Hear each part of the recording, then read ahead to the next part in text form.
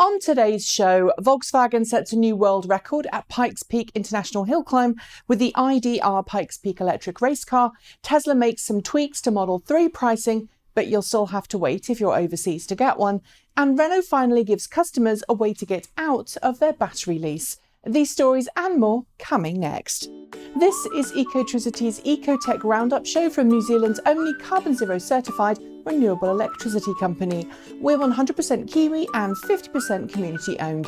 Switch today at ecotricity.co.nz. Hi there, I'm Nikki, your resident ecoTEC host, and today we're heading right off to Colorado, USA, where Volkswagen's all-electric IDR Pikes Peak became the first vehicle of any fuel type to smash the 8-minute barrier at the iconic annual event. Managing an official time of 7 minutes and 57.158 seconds, the IDR Pikes Peak, which was driven by Romain Dumas, was 16 seconds faster than the previous fastest time set in the unlimited class. It cements the takeover of electric vehicles at Pikes Peak that we've been watching for the last 5 years or so. Well done to Dumas and the Volkswagen team. For about 6 months now, Audi has been carefully executing a slow PR campaign around the world to ready it for the Audi e-Tron SUV, its first long-range all-electric car. Due to be unveiled in Brussels at the end of August, we've heard a lot about this car, including how its onboard charging system will be able to work with utility companies to ensure grid demand isn't too high. But after Audi's CEO was arrested last week on charges relating to Dieselgate, the US launch has been pushed back. Audi says the European launch will go ahead as planned, but US customers should expect a new unveiling sometime before the end of this year. We've seen several ride-sharing pilot projects pop up in the US in the last 6 months or so, using autonomous vehicle prototypes to offer ride-sharing services to local residents in both Phoenix, Arizona and the San Francisco Bay, as well as other cities. But this week, Renault, working with Rouen Technopole Business Park, has launched Europe's first on-demand autonomous vehicle mobility service. Using 4 autonomous Renault Zoes, complete with a safety driver behind the wheel, as usual, to ensure the vehicle operates correctly, the autonomous taxis are running a first and last mile service between the Technopole Business Park and the local tram station. All being well, the project will officially start taking public customers in September and will run until December 2019. Data from the trial will then, of course, be used to help Renault achieve its goal of having a widespread autonomous taxi service in operation by 2022. With Tesla Model 3 production ramping up, dual-motor Model 3 configurations now being taken, and Tesla pushing its latest over-the-air update for Model 3, which enables Wi-Fi, summon mode, and overheat protection, among other things, for the cabin, Model 3 has been in the news quite a lot this week.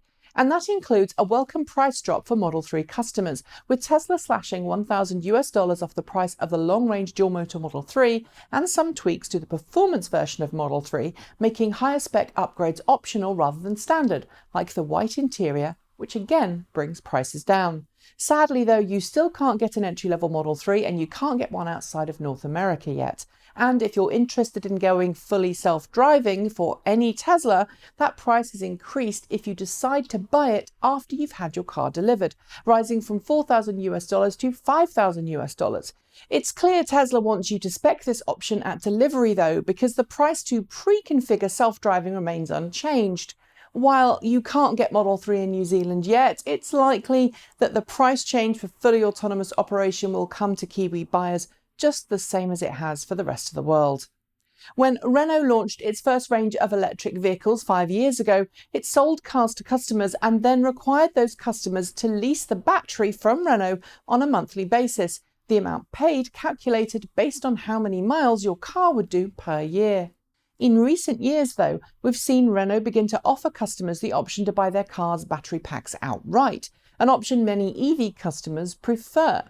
To date, though, there's been no way for existing customers to buy out their leased battery packs, but that's changed, and Renault is now offering just that possibility in select European countries, with the amount that customers pay to buy their battery packs back calculated on a case-by-case basis.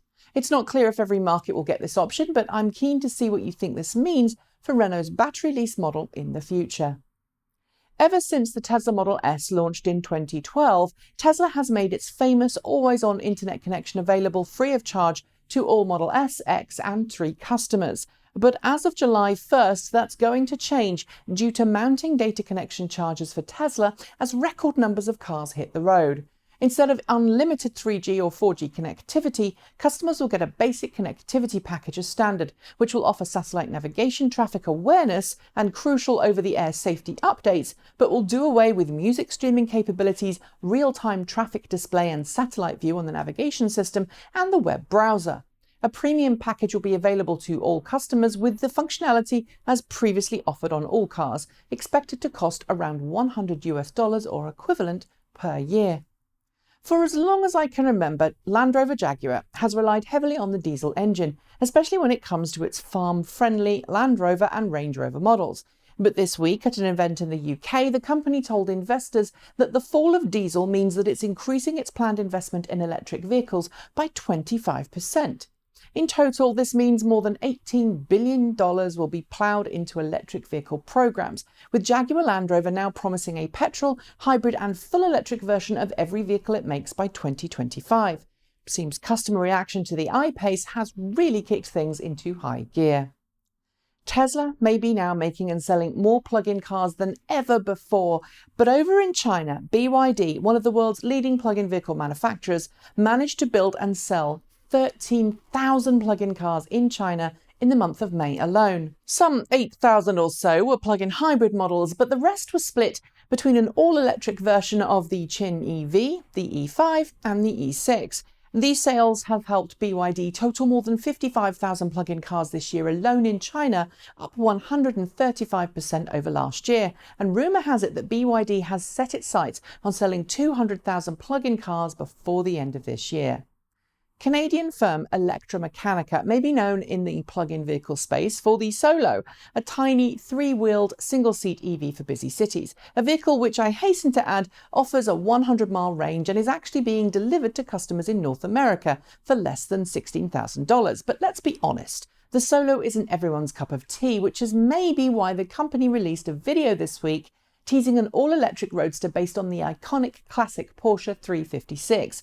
The video doesn't let much slip, but 6 decades after it was first unveiled, this classic replica, powered by enough batteries to give it a top speed of 125 miles per hour, that's 200 kilometres, and a range of 250 miles, 400 kilometres, it's quite the looker. What do you think? And finally, for all the seriousness that he displays when it comes to Tesla's future and the latest SpaceX launch, Elon Musk is a big nerd at heart and, as we've seen lots of times, loves him some fun Easter eggs in Tesla vehicles. So when Tesla added a sketchpad feature to its Model S and Model X and used a drawn picture of a unicorn farting electricity to power the car, it got lots of people giggling. Lots of people except Tom Edwards, a Colorado potter whose original art piece of an electrically farted unicorn has been available on mugs since 2010. Musk, who owns one of the mugs, had said it was maybe his favourite mug ever and led many Tesla fans to buy one for themselves. But that art piece? Well, it looks a little too much like Edwards' original, and so he wants Musk to pay him for using the design in a piece of Tesla PR. It's all a bit weird, and if I'm honest, the Tesla farting unicorn is clearly different to the potted one, so I'd say it's an homage rather than a copyright issue. What do you think? And on that note, I'm going to say goodbye. Don't forget to like, comment and subscribe, tell your friends about the show, and if you've got some feedback, well, you know what to do. As always, I'll be back soon with more ecotech goodness, so make sure you hit that notification bell to find out the minute a new show is uploaded. In the meantime, have a great weekend, make sure you do something fun, and don't forget to help keep those wind turbines spinning by switching to New Zealand's only carboNZero certified renewable electricity company. Thanks for joining me. I'm Nikki Gordon-Bloomfield. Ka kite! See you next time.